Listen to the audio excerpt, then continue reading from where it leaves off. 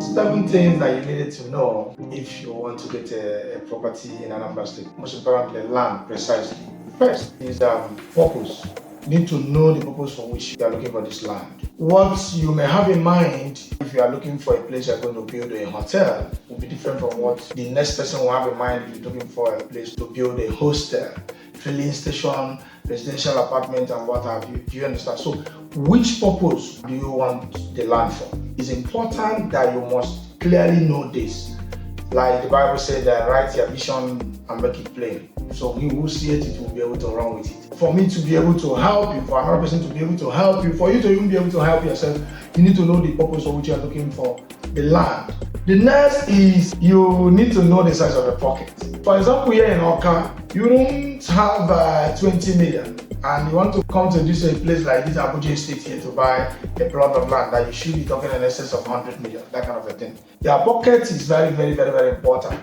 That will also help the person, whether he's a realtor, whether he's a consultant or a property person, to be able to help you and begin to figure which location exactly am I going to take this person to. Because even in that same location, there will be a land that will be able to serve your purpose. The third one is the location. If you want to build a hostel in Onitsha, you will see a place to build a hostel. If you want to build stand in Oko, you will see. In Oka, you will see. In Newi, you will see. In Mbako, any place around, even any place around, you will see. The same for hotel, filling stations and the rest of them. So, location. The moment you know the purpose and know their budget, you will be able to determine your location. So your location would be very, very important. Then another critical thing that you needed to know while looking out for land in Anambra State precisely is the title search. The document the person is brandishing to you, how sure are you that it's genuine?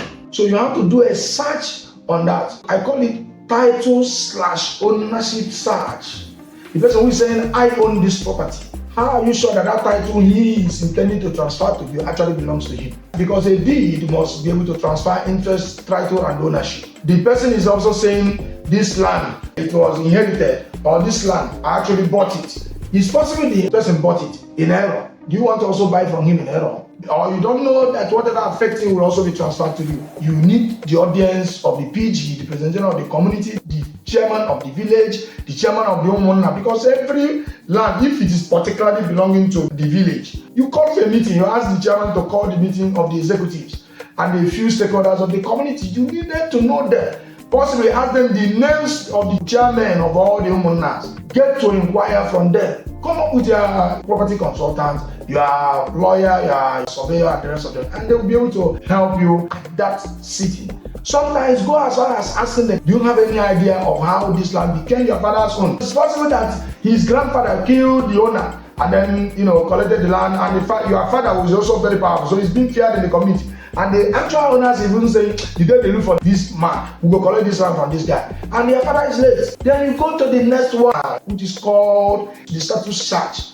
You need to know where that land belongs. Does it belong to the government or is it under freehold? Meaning that your people are actually holding it for the government in trust. That doesn't prevent the government from seeking to manage that land or to use it for whatever purpose and then pay you compensation if need be. So find out the status of the land. Check in the ministry if any other person have actually bought the land, registered it, and what have you. Once you get to land department in the Ministry of Land, you will be able to get a lot of details. Having used their surveyor to collect the coordinates of the land and then go into that search in the ministry. All of these other ones will ensure. And the sixth one will be what I call cultural versus attitudinal disposition of such a people in such a location. The way people behave in Lagos, where you may have bought, will be different from what you are seeing here in Anambra State or in a particular community or the other.